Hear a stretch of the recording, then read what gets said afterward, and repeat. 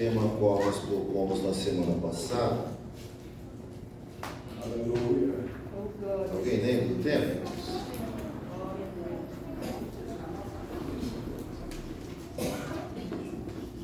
Desistindo dos meus planos. Esse é o tema que nós demos para a mensagem da semana passada. E eu quero continuar, irmãos, pensando um pouco no que nós estávamos falando, mas hoje nós faremos menção no texto de Atos dos Apóstolos, capítulo de número 9. Atos dos Apóstolos, capítulo de número 9. Nós vamos ler do 10 ao 18. Peço que os irmãos nos acompanhem, por favor. Aleluia. Do 10 ao 18, irmãos. Diz-nos assim: E havia em Damasco um certo discípulo chamado Ananias, e disse-lhe o Senhor em visão: Ananias.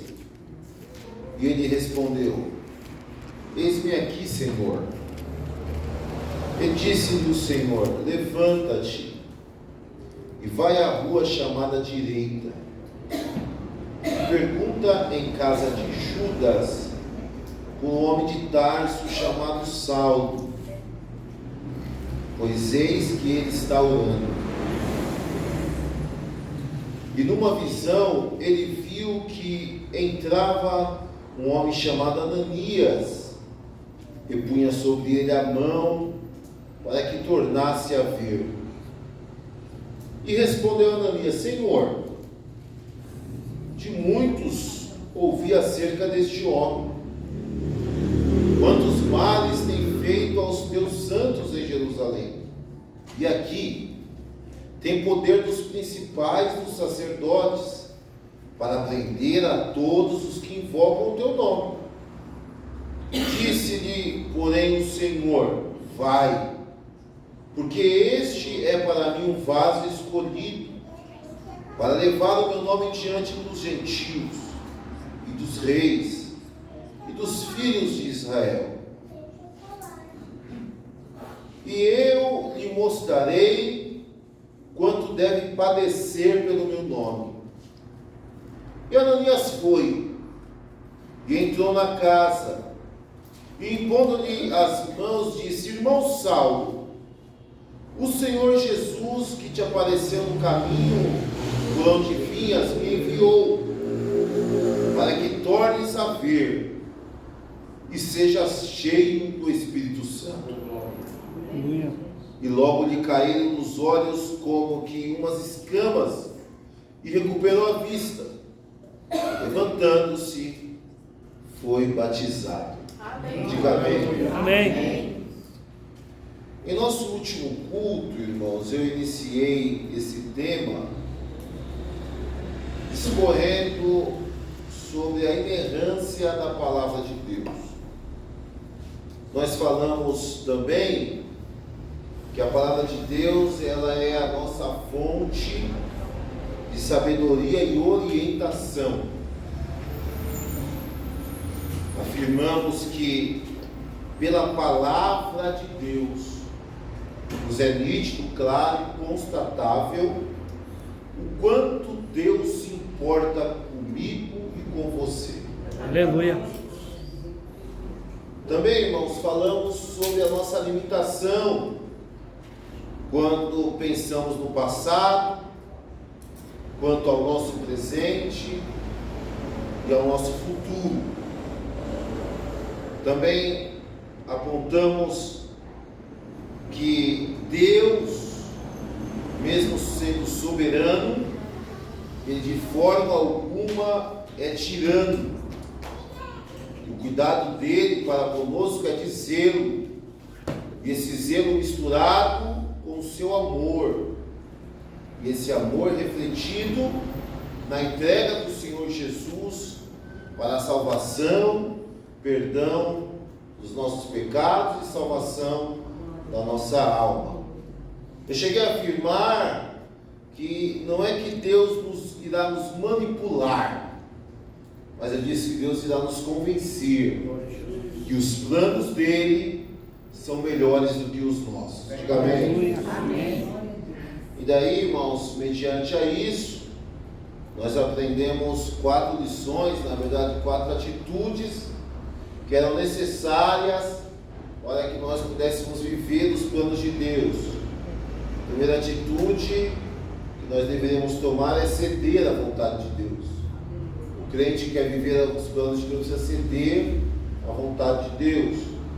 A segunda atitude que nós deveríamos tomar era aceitar as separações oriundas da parte de Deus. Deus é seletivo quanto aos seus planos. Ele nos ama tanto e quer que nós alcancemos o objetivo dele, que às vezes ele vai separando, tirando algumas amizades, algumas supostas parcerias. Eu afirmei até que Deus afasta familiares. A terceira atitude que nós devemos tomar é suportar o processo. Porque viver no processo é uma bênção, mas suportar o processo que é difícil. E a quarta atitude que nós devemos tomar era não sucumbir às críticas. Cheguei até a afirmar que mesmo você fazendo tudo, mesmo Deus se apresentando como seu Deus, as pessoas iriam te criticar. Mas hoje, irmãos, com base no mesmo tema, eu quero trabalhar um pouco com os irmãos a conversão do apóstolo Paulo. O que Paulo teve que deixar para viver o que Jesus tinha reservado para ele. E aí, irmãos, eu preciso deixar bem claro que não é correto o floreio que alguns pregadores dizem quando afirmam que o ministério do apóstolo Paulo foi de vitória em vitória. Isso é uma inverdade. É fácil observar, irmão, que dentre todos os apóstolos, e por que não dizer os discípulos do primeiro século da igreja ali alocada em Jerusalém, o apóstolo, o homem que mais sofreu, que mais padeceu em todas as esferas ministeriais, foi o apóstolo Paulo. Mas quem era o apóstolo Paulo? Então eu marquei aqui algumas referências e quero passar à igreja. Paulo, esse nome é o nome romano de Saulo. A Bíblia nos afirma que ele nasceu em Tarso, na Cilícia. Está registrado em Atos 16, 37, 21, 39, 22 e 25. É importante dizer que Tarso, a cidade onde Paulo nasceu, não era uma cidade insignificante, era uma cidade muito abençoada na questão financeira. A cultura era grega, era um centro da cultura grega. E para os irmãos entenderem o tamanho e a significância dessa cidade, era uma cidade universitária. Das poucas cidades universitárias, Tarso era uma das cidades universitárias daquela época. Está lá em Atos capítulo 21, 39. Paulo era judeu da dispersão, era israelita, circuncidado, da tribo de Benjamim, era membro zeloso do partido dos fariseus, Romanos 11, 1, Filipenses 13, 5, Atos 23 e 6, e como já disse, era cidadão romano. Era normal, irmãos, para aqueles que eram abastardos de dinheiro, a compra da cidadania. E a história vai nos dizer que o pai do apóstolo Paulo, ele pôde adquirir a cidadania romana para a sua família. E aí, irmãos, eu quero apontar que a cidade era uma cidade universitária, mas os recursos da família do apóstolo Paulo eram tão abastarda que os pais dele o mandam para Jerusalém para ser instruído como doutor da lei aos pés de Gamaliel. A escola mais famosa era a escola de Jerusalém, e a mais cara. E Gamaliel era um dos instrutores ali. E Paulo foi enviado pela sua família para ser instruído aos pés de Gamaliel. Também, irmãos, era um poliglota. Falava grego, falava aramaico, falava o idioma ali da Judéia, né, irmãos? E era um estrito observador da lei.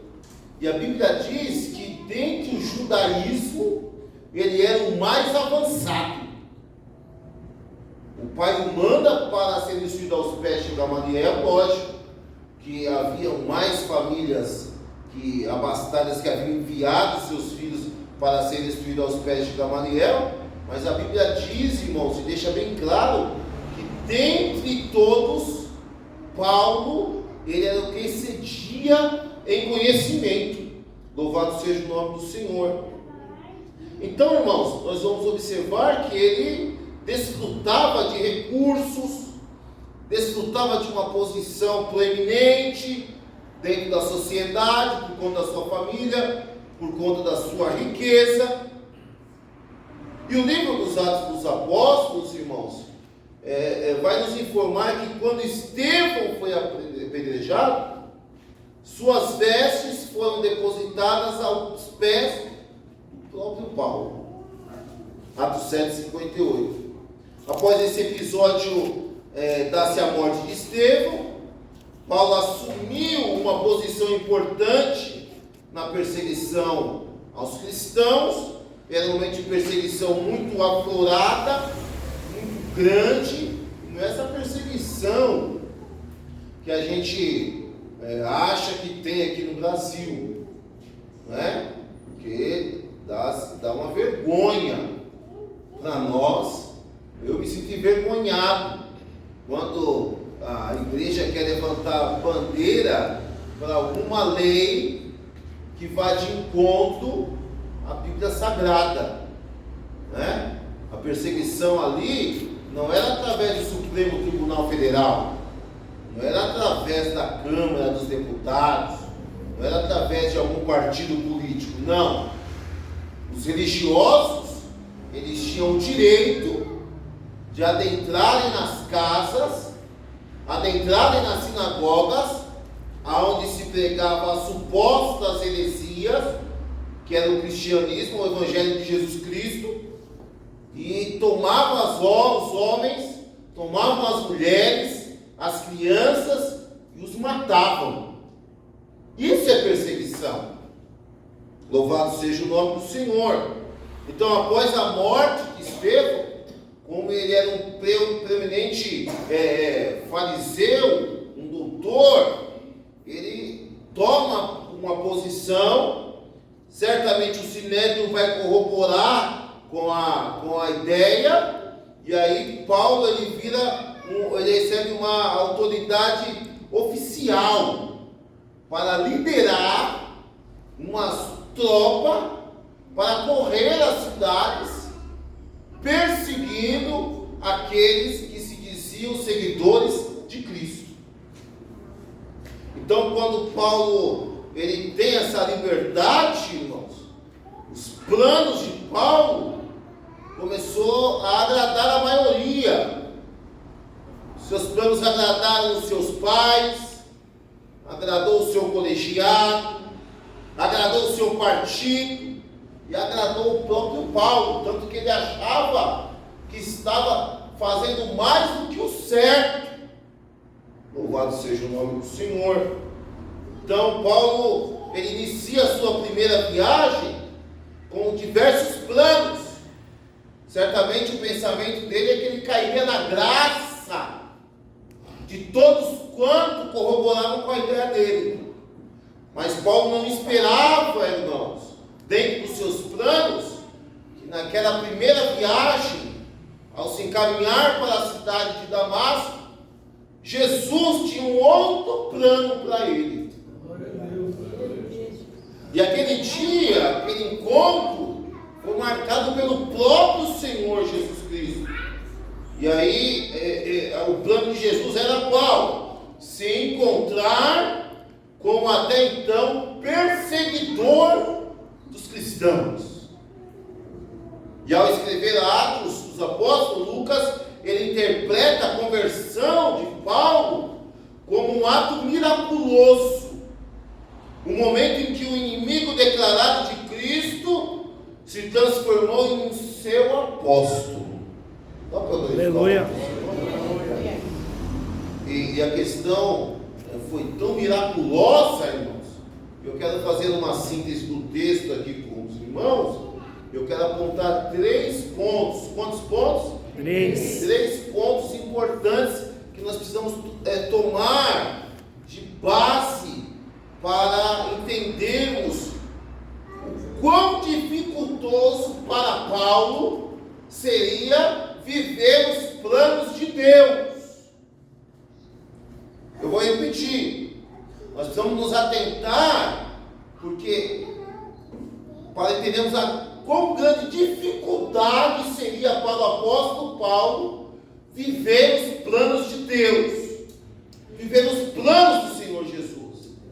Então, o primeiro ponto que eu coloquei aqui é que nós precisamos entender e apontar a submissão imediata de Paulo ao ouvir a voz de Jesus. Abra comigo Atos dos Apóstolos 9, do 3 ao 5. Dá para transmitir isso, por favor? Já está lá. Eficiência total. E, indo no caminho, aconteceu que, chegando perto de Damasco, subitamente o cercou um resplendor de luz do céu. E, caindo em terra, ouviu uma voz que lhe dizia: Saulo, Saulo, por que me persegues? Aí eu quero que você grife o versículo de número 5, a primeira fala.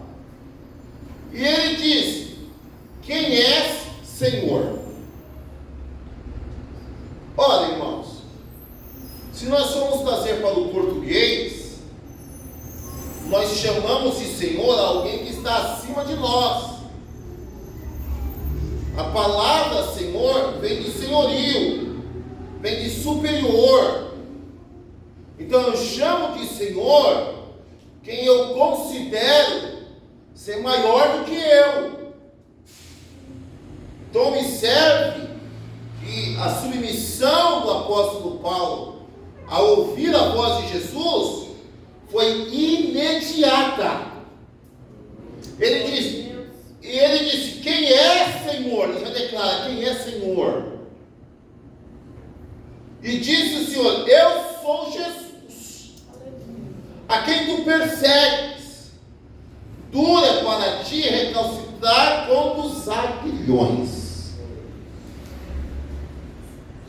A submissão do apóstolo Paulo ao ouvir: Saulo, Saulo, por que me persegues?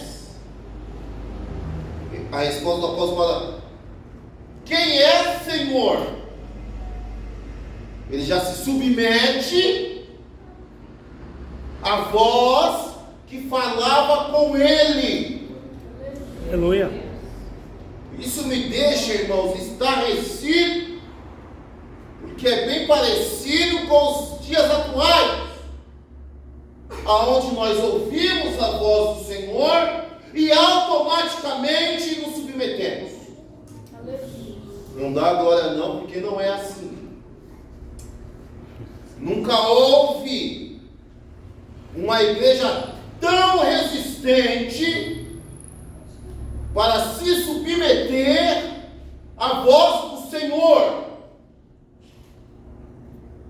A igreja hoje se submete a partido político, a igreja hoje se submete a esquemas e parcerias com grandes empresários, mas a igreja não se submete mais à voz do Senhor. Jesus, nos ajuda, meu Deus. Mas Paulo, ele nos dá aqui um exemplo a ser seguido. Quando ele ouve a voz de Jesus, ele automaticamente declara: quem és, Senhor? Ele já fala que ele está se submetendo ao senhorio daquela voz, sem saber quem falava com ele. Mas eu imagino que quando Jesus fala com Paulo, a sua carne treme, os seus ossos tremem, o coração de Paulo tremeu. Glória a Deus! Ele sabia que naquela voz, na entonação daquele Paulo, Saulo, Saulo, por que me persegues? Havia autoridade. Aleluia! Quem fala com a igreja tem autoridade, irmão. Glória a Deus! Quem governa a igreja tem autoridade, irmão. O dono da igreja tem autoridade. E o dono da igreja é Jesus. Aleluia! Segundo, é necessário esclarecer que a conversão de Paulo, a saber que era Jesus que falava com ele, foi na hora. Olha o versículo 6 ao 9, por favor. E ele, tremendo atônito, disse: observe, Senhor, o que queres que eu faça? Grife isso daí, por favor. Paulo nunca havia falado com Jesus. Paulo nunca ouviu falar a fala de Jesus. Paulo nunca havia se encontrado com Jesus. Mas, quando ele ouve a voz de Jesus, ele se submete a ela, e a conversão dele é na hora. O texto é claro. Lucas tem um cuidado de ser claro. E ele, tremendo e atônito, disse: Senhor, o que queres que eu faça? E disse-lhe o Senhor: levanta-te. Já começou dando ordem. Já começou dando ordem. Jesus já começou dando ordem para Paulo. Ele disse: o Senhor, levanta-te e entra na cidade, e lá te será dito o que convém saber. Meu Deus, não vou falar nada com você agora. Entra, levanta, entra na cidade, e lá eu vou lhe falar o que convém fazer. E os homens que iam com ele pararam espantados, ouvindo a voz, mas não vendo ninguém. Olha que coisa maravilhosa. Por isso que Lucas diz que foi um evento miraculoso, porque os homens, eles enxergam, não enxergam o clarão, porque o texto não diz, o texto diz que é Paulo. Eles ouvem a voz, mas não sabem o que está acontecendo. É um evento miraculoso. Da onde vem essa voz? Da onde surgiu essa voz? Quem que está falando com Paulo? Aleluia! E aí os homens iam com ele, pararam espantados, ouvindo a voz, mas não vendo ninguém. E Saulo, levantando-se da terra e abrindo os olhos, não via a ninguém. E guiando-o pela mão, o conduziram a Damasco. Aí, irmãos, olha que coisa maravilhosa. O homem começa até a jejuar. A conversão dele foi tão instantânea, pastor Gilson, que ele obedece e já vai jejuar. Aleluia! Tem crente que está enxergando com os dois olhos, ainda alguns usam óculos, mas não jejua. Aí Jesus fala assim: vou cegar o Saulo, calma. E esteve 3 dias sem ver, e não comeu e nem bebeu. Olha só: Senhor, o que queres que eu faça? Paulo se converteu naquele momento. ele ouve a voz, se converte, pergunta para Jesus o que Jesus quer dele, Jesus dá a ordem e ele já obedece. Aleluia. Eu quero repetir, mas não ser cansativo, bem parecido com os dias atuais, aonde quando Deus fala, nós na hora obedecemos. Deus ordena e na hora nós obedecemos. Não é assim. Não é assim. Agora observa, Senhor, o que queres que eu faça? O homem está indo para matar por conta de Jesus. Ele encontra com Jesus, ele se submete a Jesus, ele se converte a Jesus. Jesus já dá uma ordem para ele, e daí Jesus fala assim, ó, vai, ele literalmente foi às cegas. É necessário fazer essa cirurgia, ele literalmente foi às cegas. Sabe quando Deus fala conosco e fala assim, olha, você vai para tal lugar, e aí você, eu vou. Aí você vai e você fala assim, eu estou indo às cegas, estou indo sem saber, mas você está enxergando. Paulo literalmente foi às cegas, sem saber o que iria ser e sem enxergar, porque ele chega na cidade, amparado pelos homens que estavam com ele, sem enxergar, tateando. Olha que coisa, irmãos.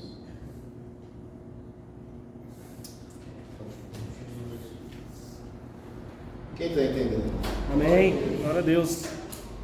Terceiro ponto, dentro da conversão do apóstolo Paulo, que a gente precisa observar, é a rejeição sofrida por Paulo por aquele que deveria discipulá-lo.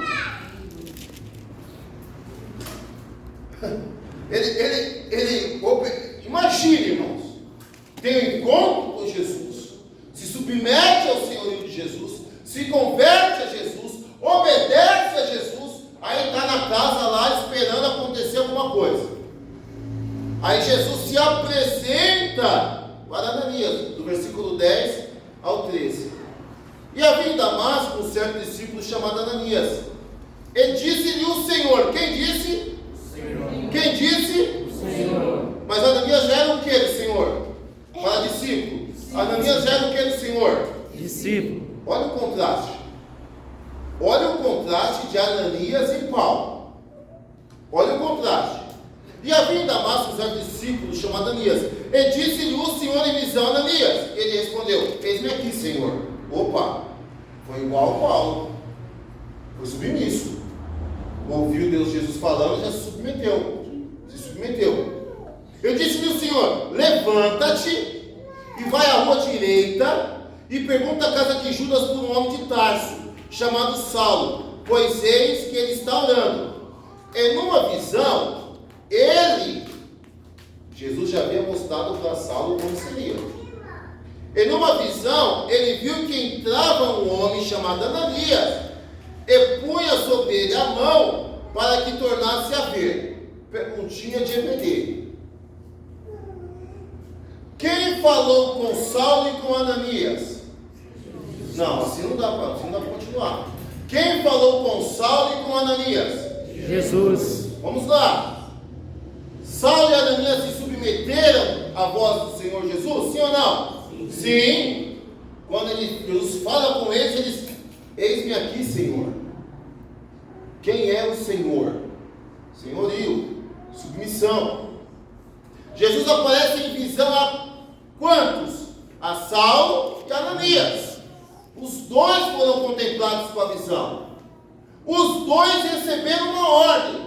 Sim ou não? Sim. Para Saulo era, levanta-te, entra na cidade, vai até a casa de Jonas, fica lá, porque eu irei lhe falar o que convém fazer. A Ananias foi essa a ordem.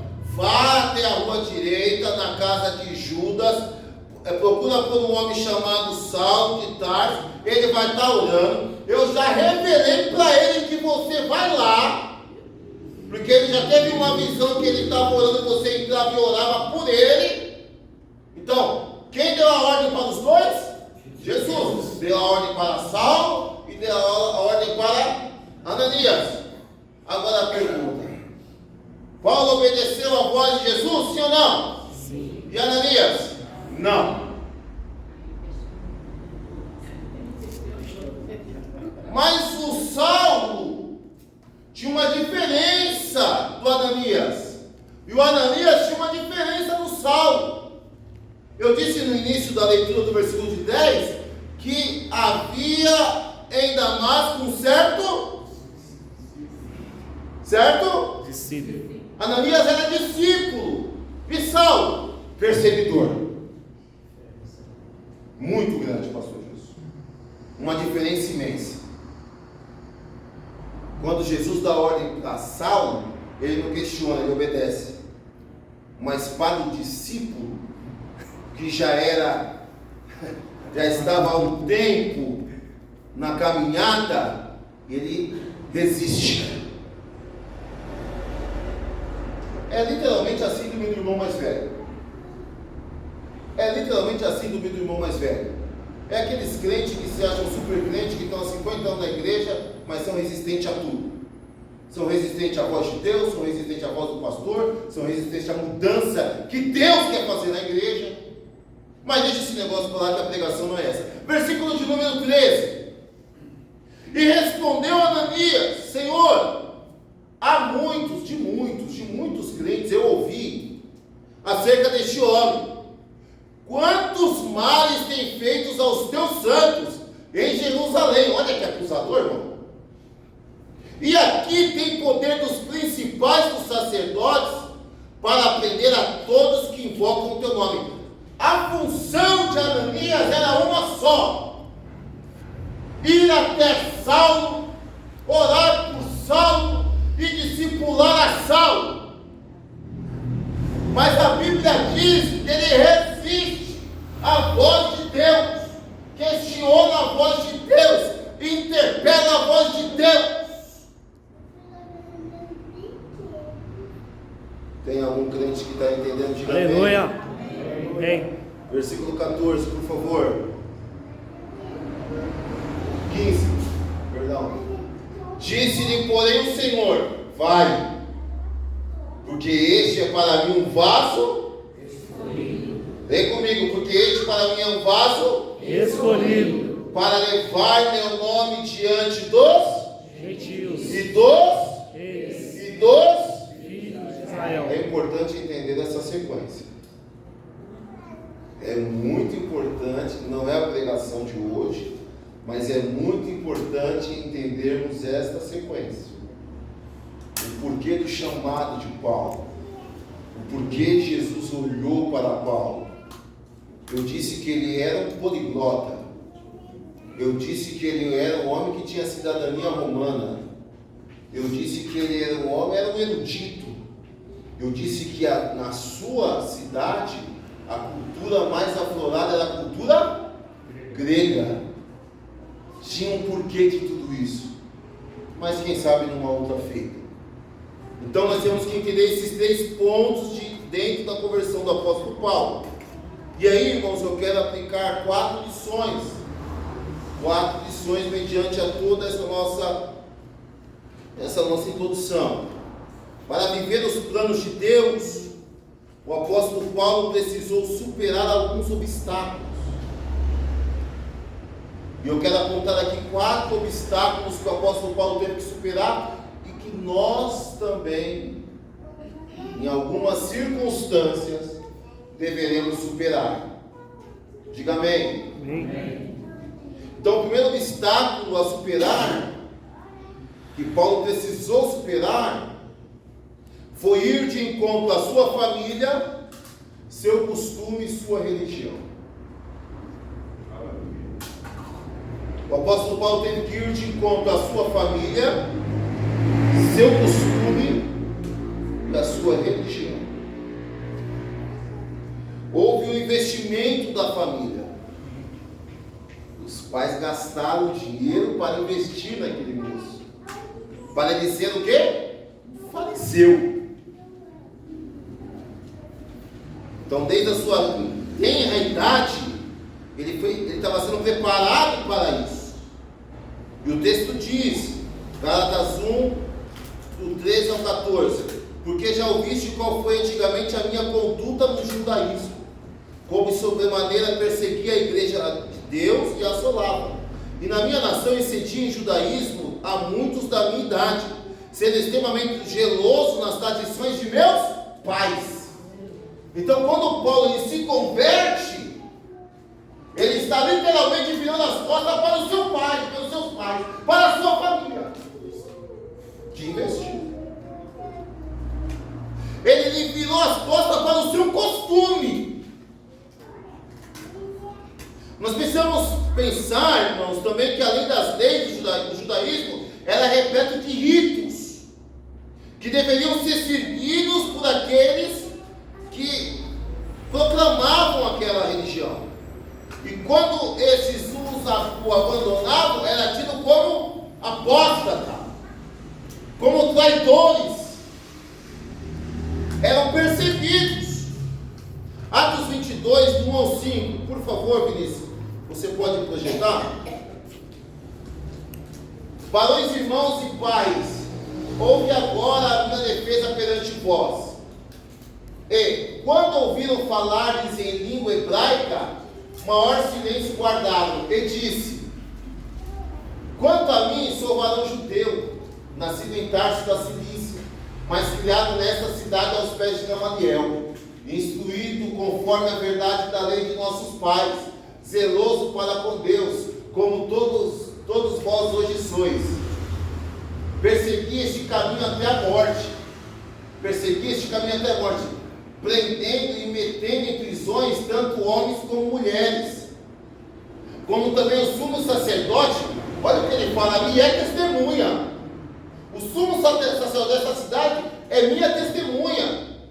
E todo o conselho dos anciões, e recebendo destes carta para irmos, fui a Damasco para trazer manietados para Jerusalém aqueles que ali estivessem, a fim de que fossem castigados. Paulo está falando assim: olha, eu fui criado aqui, aos pés de Gamaliel, vocês me conhecem. Diante do sumo sacerdote, eu posso dizer, ele é minha testemunha. Eu era zeloso pela minha religião. Eu tinha liberação dos senhores, dos anciões, para ir prender, manietar aqui é prender, trazer preso, trazer encarcerado, para serem julgados e posteriormente mortos. Mas quando eu estava indo, eu tive encontro. Aleluia. E Jesus me encontrou e me deu a oportunidade. E essa oportunidade foi de conhecê-lo. E foi por conta disso que eu pude encontrar a minha família, os meus costumes e a minha religião. Deixa eu te dizer uma verdade aqui, meu irmão. Tem hora que você vai ter que ir de encontro à sua família, porque eles não vão conseguir entender o que Deus tem na tua vida. Aleluia. Irmão. Eu me lembro de quando meu irmão se converteu, e é rápido aqui o que eu vou falar. Quando meu irmão se converteu, todos nós fomos contra. Achávamos que era fogo de palha. E eu lembro que a minha mãe jurou processar o pastor, dizendo, ele fez uma lavagem cerebral na cabeça do meu filho. Nós éramos de religião, da religião católica, da católica, da igreja católica, frequentadores de umbanda. Sim! Quantas vezes fui no templo da Aparecida do Norte, fizeram eu andar aquele cruzeiro. Irmãos. Mas quando nós se convertemos, nós não tivemos o problema que certamente o apóstolo Paulo teve, porque o meu pai nos apoiou. O meu pai, o mais ímpio dentre nós, nos apoiou. A minha mãe não conseguiu por muito tempo se conter e ser contra, porque pós a minha conversão, ela não aguentou. E um dia na Vila Carolina, quando foi feito o apelo, ela levantou as mãos para o céu aceitou o Senhor Jesus como o suficiente salvador da tua vida. Aleluia, coisa Lembra-me linda. que na casa da minha avó havia uma estátua da Aparecida de quase 1 metro. Ficava de frente à porta da casa dela. Fora os outros santos que ali tinha. E um dia ela teve um AVC. E eu comecei a pregar para ela. E aí eu pregava em Atos, quando Paulo está refutando a questão da idolatria. E pregava para ela. Em Coríntios. E um dia ela falou assim: olha, se eu melhorar, se vocês orarem por mim, eu melhorar, eu vou me converter. Eu vou aceitar Jesus. Pergunta se eu orei, irmão. Pergunta, se orou, pastor? O Senhor orou, pastor. Eu não. Desci na igreja, um dia que eu congregava, chamei um pastor, amigo meu, e disse assim: pastor, tu vai ter que orar pela minha avó agora para ela se converter. Aí ele disse: o que ela tem? Ela teve um AVC, nós temos os sentidos dela desapareceram, então ela urina, está fazendo as suas necessidades na fralda. Ele disse: mas e agora? Agora o senhor se vira, vamos lá orar. Meu irmão, louvado seja o nome do Senhor. Quando nós chegamos lá, nós temos o pastor Ademilson, e ele começou a orar, irmãos. Oh glória, Aleluia. oh glória. No término da oração, minha avó falou assim: eu quero ir no banheiro. Tu quer ir lá, filha, ainda? Aleluia. No término da oração, eu falei assim: eu quero ir no banheiro. Pra quê, vó? Eu estou com vontade de urinar. Aleluia, aleluia, aleluia. Eu levei minha avó para o batismo. Fui até com ela nos meus braços no tanque batismal. Louvado seja o nome do Senhor. Minha avó se batizou, minha mãe se batizou, minha tia se batizou, minha prima se batizou, minha família se converteu ao Senhor Jesus. Mas nós se posicionamos. Aleluia, Jesus. Nós se posicionamos. Você tem que se posicionar mediante a tua família. Você tem que se posicionar mediante aos seus costumes, aos seus velhos costumes. Você tem que se posicionar, sim senhor e sim senhora, diante da sua antiga religião. Porque hoje você não serve a religião, você serve a Jesus Cristo. Glória a Deus. E possa ser que você terá objeções, embates, enfrentamentos, mas o apóstolo Paulo também teve. Dá para glorificar o nome do Senhor, irmão? Aleluia. Então, o primeiro obstáculo que nós vamos ter que superar para vivermos os planos de Deus será ir de encontro à nossa família, costume e religião. Segundo obstáculo a superar, segundo obstáculo que o apóstolo Paulo teve que superar, irmãos, foi a incredulidade daqueles que ele um dia perseguiu. Foi a incredulidade daqueles que um dia perseguiu. Atos 9:20 diz assim: e logo nas sinagogas pregava a Cristo, que este é o Filho de Deus. E todos os que o ouviam estavam atônitos e diziam: ué, não é este o que em Jerusalém perseguia os que invocavam este nome? E para isso veio aqui? Para nos levar presos aos principais dos sacerdotes?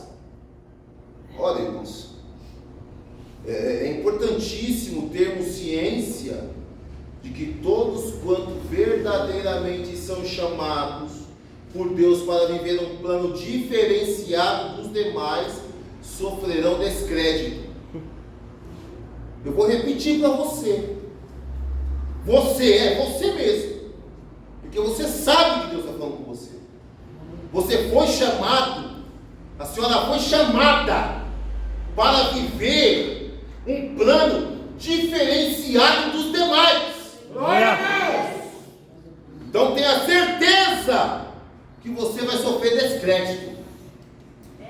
Não vão dar crédito à tua fala. Não vão dar crédito à tua pregação. Não vão dar crédito ao teu louvor. Não vão dar crédito ao teu pastoreio. Irão te descreditar de dia, de tarde, de noite, de janeiro a janeiro. Mas você deve ter uma certeza no teu coração. Foi Deus que me chamou. Glória a Deus. E eu vou superar todos os descréditos para viver o plano de Deus. Diga amém. Amém. Veja que Paulo ele se converte, Atos 9 aqui ainda, viu?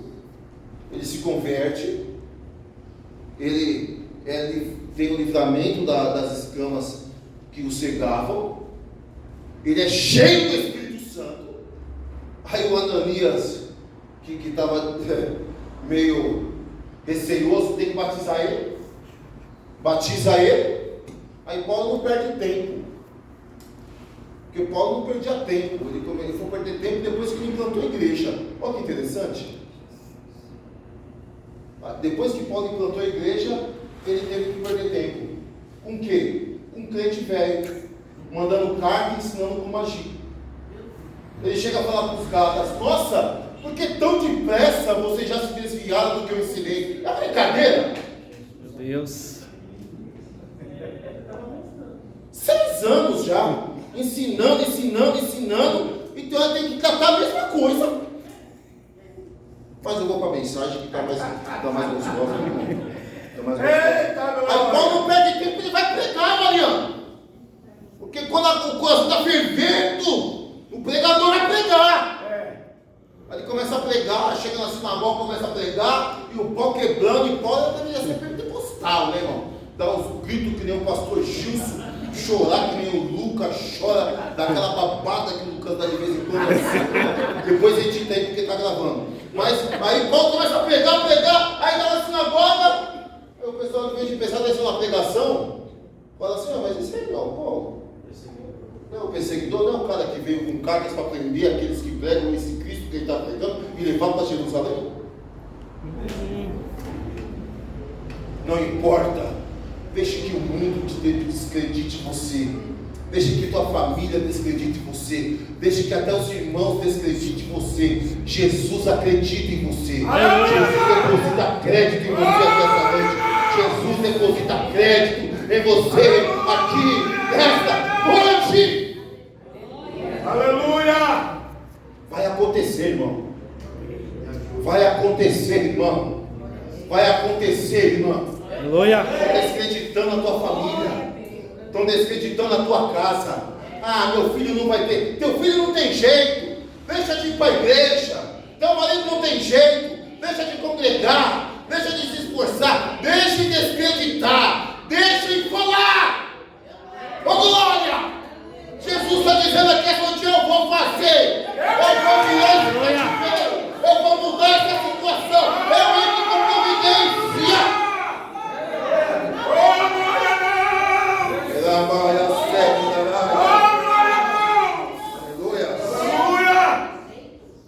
Eu creio, Jesus. Supere a incredulidade. Diga amém. Amém. Terceiro obstáculo a superar. E aqui, irmãos, é muito mais do que descrédito. O terceiro obstáculo que Paulo superou foi o não entendimento do seu chamado mediante os apóstolos e a igreja. O descrédito, irmãos, é para todos. Mas aqui, Paulo ele não foi entendido, o seu ministério não foi entendido pelo colegiado apostólico, que são os 11, mais Matias, então os 12. Paulo é o 13º apóstolo, porque Matias, ele foi colocado no lugar de Judas. Nunca ouviu falar, não interessa, foi lançado de sorte. Eles criam que havia uma intervenção do Espírito Santo no tirar da pele com o nome. Então Matias é o 12º. E aí a Bíblia diz que Paulo foi chamado como dos gentios. Eu disse para os irmãos gravarem: gentios, reis e filhos de Israel. Eu pedi para os irmãos gravarem. Então tinha um propósito nisso tudo. Mas voltando para o nosso raciocínio, Paulo ele teve que superar o não entendimento do seu chamado mediante os apóstolos e a igreja. essa questão é muito importante, porque o objetivo da chamada de Paulo, Jesus foi categórico. Ele fala, ele vai levar o meu nome diante dos gentios, dos reis e dos filhos de Israel. Atos 15, 1 e 2. Vamos ler, por favor? Então alguns que tinham descido da Judéia ensinavam assim os irmãos: se vos não circuncidardes, conforme o uso de Moisés, não podeis salvar-vos. Tendo tido Paulo e Barnabé não pequena discussão e contenda contra eles, resolveu-se que Paulo, Barnabé e alguns dentre eles subissem a Jerusalém aos apóstolos e aos anciões sobre aquela questão. Ora, para Paulo a graça era o suficiente. Mas se você for observar, Paulo ele tinha o cuidado de não escandalizar, porque ele mesmo circuncidou o Silas quando foram para a segunda viagem. Timóteo? Foi Timóteo ou Silas? Timóteo circuncidou a Timóteo quando foram para a segunda viagem. Então ele teve esse cuidado com Timóteo. Mas quando chegava-se para pregar nas outras nações, ele conseguia entender que a graça, o evangelho, era superior à circuncisão. E aí, quando começam a discutir, ele fala: não foi pequena discussão e contenda, foi palma. Tipo, não vou falar porque eu tive isso nem serviço quando acontece. Mas é guerra, é briga mesmo, irmãos. Discussão de quase se pegar, porque não se dizer se pegar. Aí Paulo fala assim: vocês não estão entendendo, a graça era maior do que a circuncisão. Mas aí, quando chega lá em Jerusalém, o Pedro dá um apoio. Por quê? Porque lá no Atos capítulo de número 10, aqui é o 15, lá no 10, o que acontece? Quem lembra? Atos 10, conversão de Cornélio. Não é isso? Jesus vai dizer assim: o que eu santifiquei, você não, homem nenhum, pode tornar impuro. Louvado seja o nome do Senhor. O que eu santifiquei, homem nenhum pode tornar impuro. Então, os anciões, os discípulos, eles contendiam com o Paulo, não entendiam a chamada.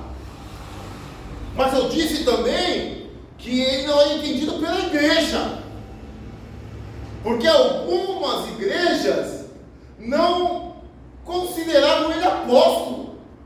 Então Paulo tinha que defender o seu próprio apostolado. Que isso, pastor, não acontece? Vamos ler então Gálatas capítulo 1, versículo de número 1. Paulo, apóstolo, olha que coisa linda. Aí ele diz assim: não da parte dos homens, nem por homem algum, mas por Jesus Cristo e por Deus Pai, que ressuscitou dos mortos. Aleluia. Paulo está falando assim: eu sou apóstolo, mas não foi homem não que colocou nada na minha cabeça, não foi ele que deitou azeite. Não é igual alguns apóstolos aí, que são consagrados na cozinha de alguma missionária. Não! Ele está dizendo: foi Jesus. Eu sou da parte de Jesus. Tinha que se defender. 1 Coríntios 1:1. Vamos ler também, por favor. Paulo, chamado apóstolo de Jesus Cristo, pela vontade de Deus, não pela minha vontade, não pelo meu achismo. Então os crentes, até a igreja que Paulo havia implantado, tinha hora que não entendiam a chamada dele, queriam discutir. E paz, meus irmãos, há textos e há escritos de que Paulo foi rejeitado até pelos apóstolos. Eusébio de Cesareia corrobora com isso. Flávio José corrobora com isso, que ele foi rejeitado pelos apóstolos. Por que apóstolo? Nós já estamos com os 12. Aleluia. Mas graças a Deus pelos feitos de Jesus através da vida de Paulo. Porque mesmo que o homem não te reconheça, mesmo que o homem não te entenda, não entenda o teu chamado, foi Jesus que te chamou. Aleluia! E quando Jesus nos chama, Ele deixa os seus feitos claros através das nossas vidas. Aleluia! Louvado seja o nome do Senhor. Ainda bem que eu não tenho pai pastor. Da parte do Senhor. Quarto obstáculo que Paulo teve que superar, irmãos, para nós encerrarmos. E aqui eu acho mais complexo. Me permita dizer assim, esse para mim é o mais complexo. Paulo teve que superar o próprio Paulo. Paulo teve que superar o próprio Paulo. Quero ler o texto em Atos, capítulo de número 22, do 17 ao 20. 22, do 17 ao 20. E aconteceu que, tornando eu para Jerusalém, quando orava no templo, fui arrebatado para fora de mim. E vi aquele que me dizia: dá-te pressa e saia apressadamente de Jerusalém, porque não receberão o teu testemunho acerca de mim. Olha aí, eu estou provando. Os crentes de Jerusalém, os irmãos de Jerusalém, não iriam receber Paulo como apóstolo, mesmo ele dando testemunho de Jesus. 19. E eu disse: Senhor, eles bem sabem que eu lançava na prisão e açoitava nas sinagogas os que criam em ti. E quando o sangue de Estevão, tua testemunha, se derramava, também eu estava presente e consentia na sua morte, e guardava as vestes que o matavam. E quando o sangue de Estevão, da tua testemunha.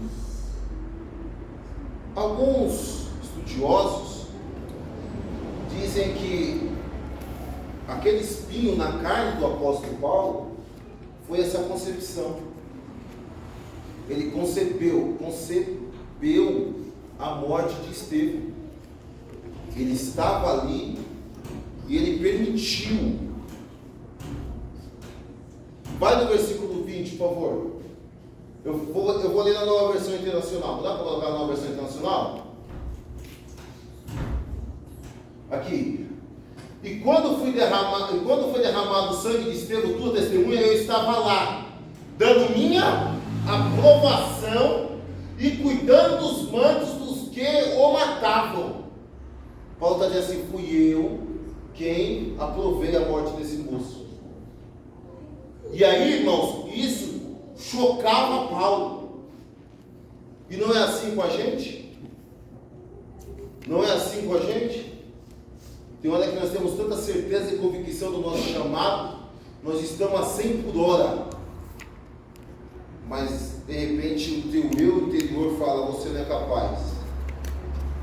Ah, você errou de novo. Poxa, Alex, a mesma falha? Pô, Alex, você não é digno.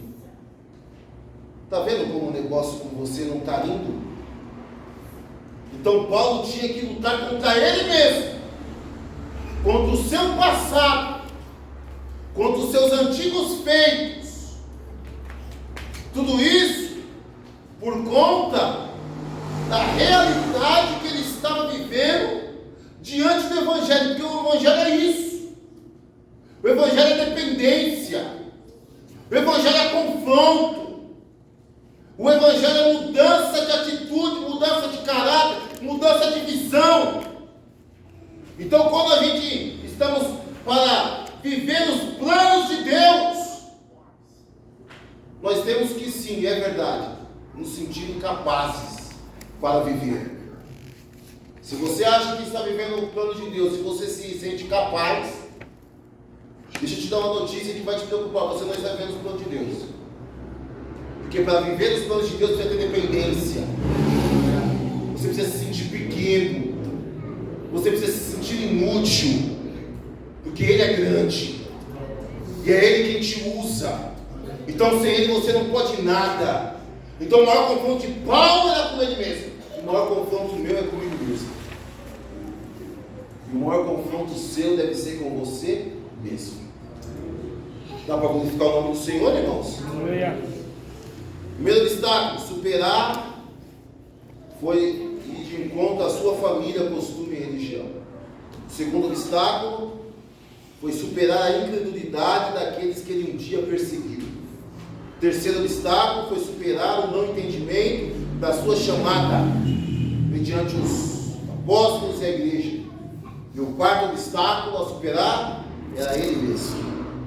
Era ele mesmo. Que Deus abençoe os irmãos. Paulo viveu os planos de Deus.